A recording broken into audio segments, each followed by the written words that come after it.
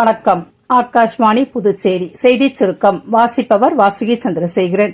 பிரதமர் திரு நரேந்திர மோடி ஜப்பான் மற்றும் சீனா ஆகிய நாடுகளுக்கு இன்று அரசுமுறை பயணம் மேற்கொள்ள உள்ளார். ஜப்பானில் நாளை மற்றும் நாளை மறுநாள் நடைபெறவுள்ள 15வது இந்தியா ஜப்பான் வருடாந்திர உச்சிமாநாட்டில் கலந்து கொள்ளும் அவர் இரு நாடுகளுக்கும் இடையேயான உறவுகளை வலுப்படுத்தவும் முன்னேற்றம் குறித்து மதிப்பாய்வு செய்ய உள்ளார் என்று வெளியுறவுத்துறை செயலர் திரு விக்ரம் மிஸ்ரி தெரிவித்துள்ளார். இது பிரதமர் திரு நரேந்திர மோடியின் 8வது ஜப்பான் பயணம் என்றும் ஜப்பான் பிரதமர் திரு ஷிகேரோ இஷிபாவுடன் நடைபெறும் முதல் உச்சிமாநாடு என்றும் அறிவிக்கப்பட்டுள்ளது. தொடர்ந்து வரும் 31 மற்றும் செப்டம்பர் 1ஆம் தேதி சீனாவில் நடைபெறவுள்ள ஷங்காய் ஒத்துழைப்பு அமைப்பின் 25வது உச்சிமாநாட்டிலும் பிரதமர் பங்கேற்க உள்ளார். பிரதான் மந்திரி ஜன்தன் யோஜனா திட்டம் தொடங்கப்பட்டு இன்றுடன் 11 ஆண்டுகள் நிறைவு பெறுகிறது.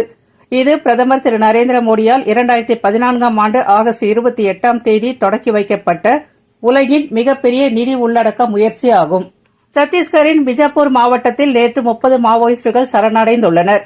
மாநில அரசின் மறுவாழ்வு கொள்கையின் கீழ் அவர்களுக்கு தலா 50,000 ரூபாய் ஊக்கத்தொகை வழங்கப்பட்டதாக பிஜப்பூர் காவல்துறை கண்காணிப்பாளர் திரு ஜிதேந்திர யாதவ் தெரிவித்துள்ளார்.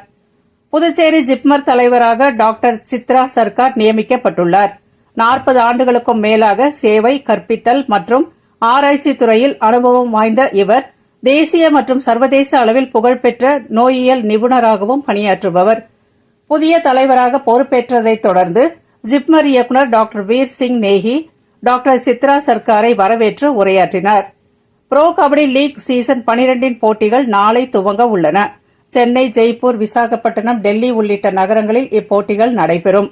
நாளை விசாகப்பட்டினத்தில் நடைபெறவுள்ள முதல் போட்டியில் தமிழ் தலைவாஸ் அணியும் தெலுங்கு டைட்டன்ஸ் அணியும் மோதுகின்றன. இத்துடன் இந்த செய்திச் சுருக்கம் நிறைவு பெறுகிறது.